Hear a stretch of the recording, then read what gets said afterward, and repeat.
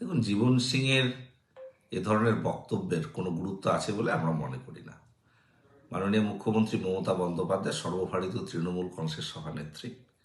তিনি প্রায় 1 বছর বাদে কোচবিহারে জনসভা করতে আসছেন।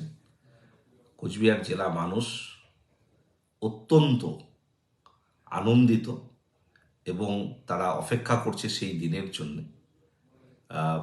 মুখিয়ে রয়েছে মাননীয় মুখ্যমন্ত্রী মমতা বন্দ্যোপাধ্যায়ের বক্তব্য শুনবার জন্য। এবং তিনি সম্ভবত 8 তারিখেই কোচবিহারে আসবেন এবং 9 তারিখে রাসমেলার মাঠে জনসভা করবেন। এবং এই জনসভাকে কেন্দ্র করে গোটা জেলা জুড়ে যে উৎসাহ উদ্দীপনা আমরা লক্ষ্য করছি, বিগত দিনের সমস্ত রেকর্ডকে পার করে দেবে এবারের এই জনসভা। জীবন সিংয়ের বক্তব্য আমি ভিডিও বার্তা দেখলাম। তিনি বলেছেন যে মাননীয় মুখ্যমন্ত্রী মমতা বন্দ্যোপাধ্যায় নাকি রাজবংশী বিরোধী সভা করবেন। জীবন সিংয়ের জ্ঞাতার্থে বলে রাখি যে মমতা বন্দ্যোপাধ্যায় এমন একজন মুখ্যমন্ত্রী যিনি প্রথম রাজবংশী মানুষদের স্বার্থে বহুবিধ কর্মসূচি রূপায়িত করেছেন। রাজবংশী ভাষা, কামতাপুরী ভাষাকে স্বীকৃতি দেওয়া, এই সারেন্ডার্ড কেএলওদেরকে হোমগার্ডের চাকরিতে নিয়োগ, রাজবংশী কামতাপুরী ভাষা একাডেমি গঠন, রাজবংশী সমাজের পুরোধা ব্যক্তিত্ব মনীষী পঞ্চানন বর্মার নামে বিশ্ববিদ্যালয় স্থাপন, তার জন্মদিনের ছুটি ঘোষণা, দিকে দিকে তার মূর্তি স্থাপন, পঞ্চানন বর্মা বিশ্ববিদ্যালয়ের 2য় ক্যাম্পাস গঠন থেকে শুরু করে সার্বিকভাবে রাজবংশী সমাজের মানুষের স্বার্থে কর্মসূচি রূপায়িত করেছেন।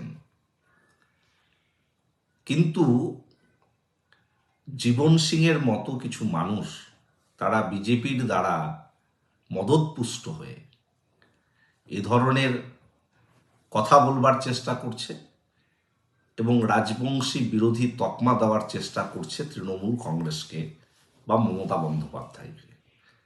তাদের স্পষ্ট জেনে রাখা দরকার যে রাজবংশী মানুষের স্বার্থে বহুবিধ কর্মসূচি এই বাংলার বুকে একমাত্র করেছে মাননীয় মুখ্যমন্ত্রী মমতা বন্দ্যোপাধ্যায়ের নেতৃত্বে।